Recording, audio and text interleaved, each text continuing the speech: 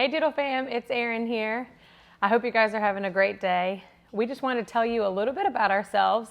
So my name's Erin, my husband is JP. We have two girls, they are almost 9 and just turned 7. That's Abigail and Aubrey.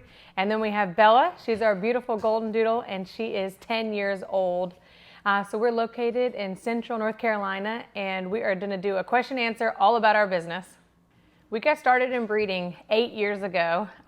So we were in college at UNC Greensboro and we saw a beautiful red golden doodle in a parking deck and we fell in love, but we definitely could not afford one as college students. So we waited a couple of years and then I finished my degree as a physical therapist and we brought Bella home and everybody fell in love with her. But they said she was just a little too big. Bella is almost 70 pounds, so just big enough for us, too big for other people. So we started looking into it and we found the fact that you could breed with a smaller poodle and make medium-sized dogs. So that is how the whole business started. We chose golden doodles because we love their temperament, but I love the fact that they don't shed. JP actually grew up with golden retrievers. His family actually had a litter of golden retrievers when he was younger, so he had experienced the breeding and the whelping process before. But I really wanted a dog that did not shed. And so we compromised and that's how we found a golden doodle. So Bella is an F1, which means that she's 50% golden retriever, 50% standard poodle. And then you can get an F1B, which is what we create. And those are 75% poodle and 25% golden retriever because you're taking an F1 and a poodle and breeding them back together. So a lot of people ask, like, why would you want to do that? That'll make more of a poodle than a golden retriever. And for us, it actually doesn't work that way. We keep moms that have really golden retriever characteristics, a short snout, long ears, just that cute teddy bear face, so that way we get all the look that we want with the personality of a golden retriever. We definitely get attached to the puppies, some more than others, and the kids usually have a favorite out of each litter that we have. But knowing that they're going to the best families makes it all worth it. So we've gotten some amazing gifts from our families. We've gotten like a beautiful doodle picture. We've gotten some beechwood before. Just really pretty things that they're just showing appreciation. The girls have gotten music boxes that they have on their nightstands and just to show appreciation for what we've done. And those families send us photos constantly. There's not a day that goes by that I don't get a puppy update from someone and it just puts such a big smile on my face. And then I go show that to the kids and they love it too. So we only sell our dogs through our website, which is where you can put an application in. And on that application, we have very specific questions that we like to know about. That way we find perfect families. We don't sell them on any other like Hoobly or Pet Finder, just because we don't want a third party finding families. We want to find them for ourselves. And then once you complete the application, then we do a phone consultation. And I feel like that's when I can tell if you're a good person or not, because I can feel it in my gut. So most of the time we get great people putting in applications, but there are a couple red flags that we would turn down somebody for. We keep mom dogs with their puppies for 4.5 to 5.5 weeks, depending on the mom. So moms are so different and they sometimes want to wean earlier, like 4.5 weeks, or some want to stay with their dogs much longer, but I think the latest that we've had is 5.5 weeks. So I think it depends on how aggressive those puppies are at getting milk. So the Guardian program is a huge topic of discussion for you guys. Everybody's asking questions about that. So I am going to do a deep dive into what our Guardian program is. So first of all, we find our families through applications and they just mark it and tell me they are like to be considered a guardian. I love to have people that have kids or maybe they're grandparents and they have grandkids. It's great if they've got other dogs or maybe even cats, just so our dog is socialized with other animals and other people. So when they come to our house, they're ready to be around other dogs. So the application process gets put in just like a regular puppy pet. And then we do an interview and just get to know those families because they've become a part of our family for the next couple of years as their dog is with us. So Whether we get the dog from an outside line or we keep one of our own, the puppy gets placed in that guardian home at 8 weeks old. So they love on it, they care on it, they train it. Everything is with them. And so then they have that first heat cycle. That's when they're bleeding.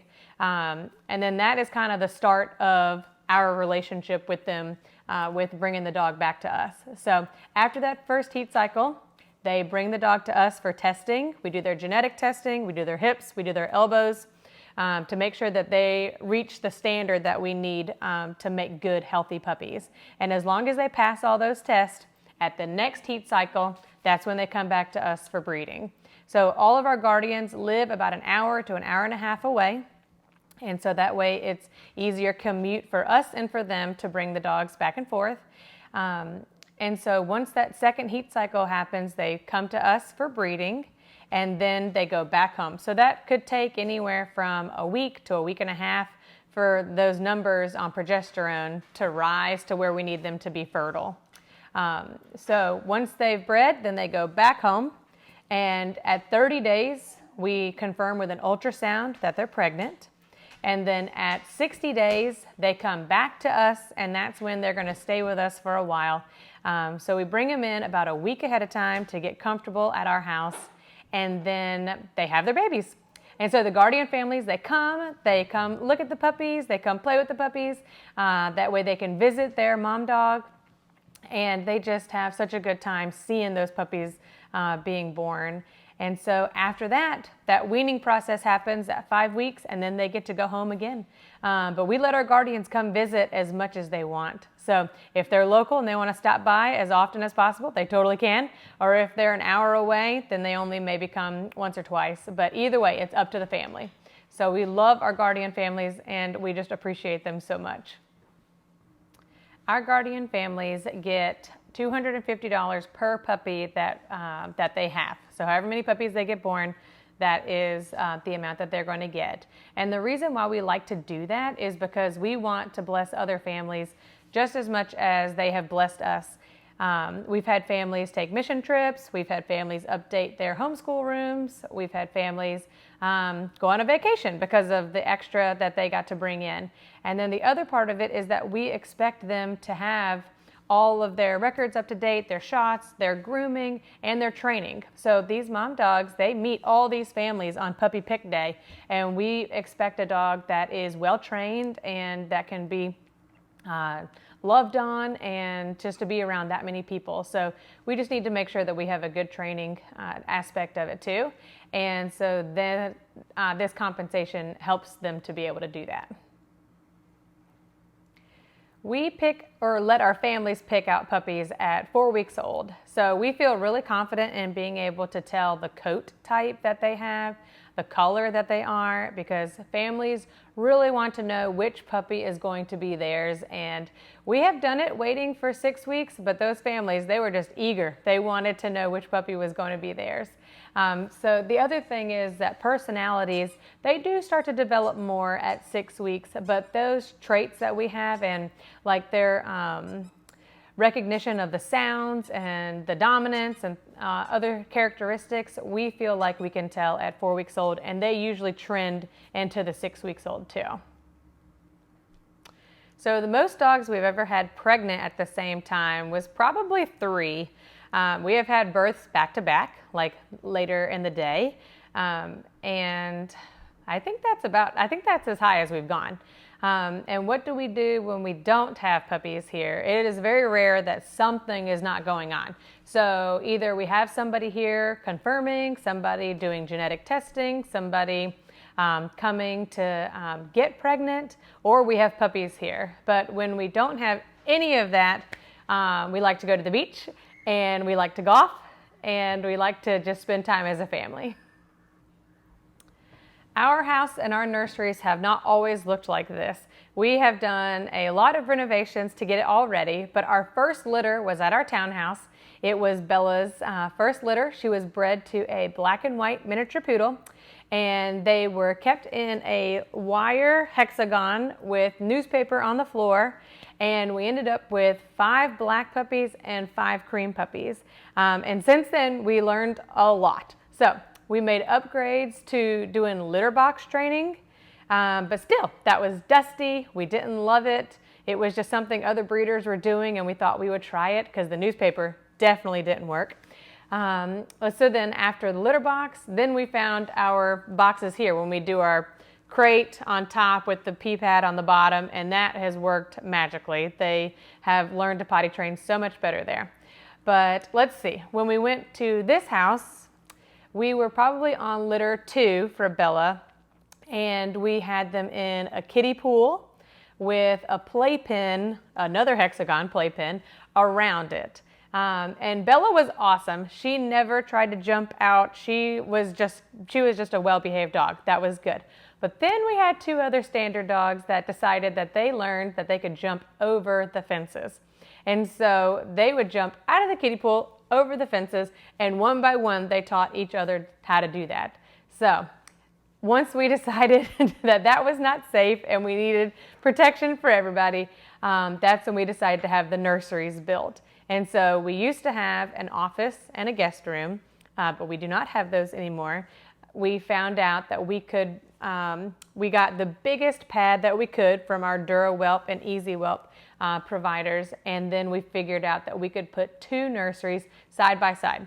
But the walls are tall enough that the dogs can't see each other, and so that gives them just the protection and comfort of having their own little den in their section in the nursery. And then we have the beautiful fences on the front, so that way they can see out and we can see them. So then we did transformation of the garage. So we had to get a new garage door. We had to get it epoxied on the floor. And then we loved the shiplap that we put up there. And then we had to get it heated. And so that way, when the puppies are weaned and they go from the inside nursery to the outside nursery, they've got a beautiful place to stay. So the top 3 most expensive parts of breeding would definitely be, number 1, having a stud fee. So if we wanted to use an outside stud, that's a couple $1,000s to use somebody else's male. The next one I would say is all the testing that we do, the pin hip, OFA, and genetic testing. All together is probably about $1,500 per dog. And then lastly, I would say the third would be buying a female from another breeder. So if we wanted to buy a new dog for our program, it's double what their pet price would be. So it just costs more to get a dog from an outside line. So how do I keep track of the babies and their parents and everything like that?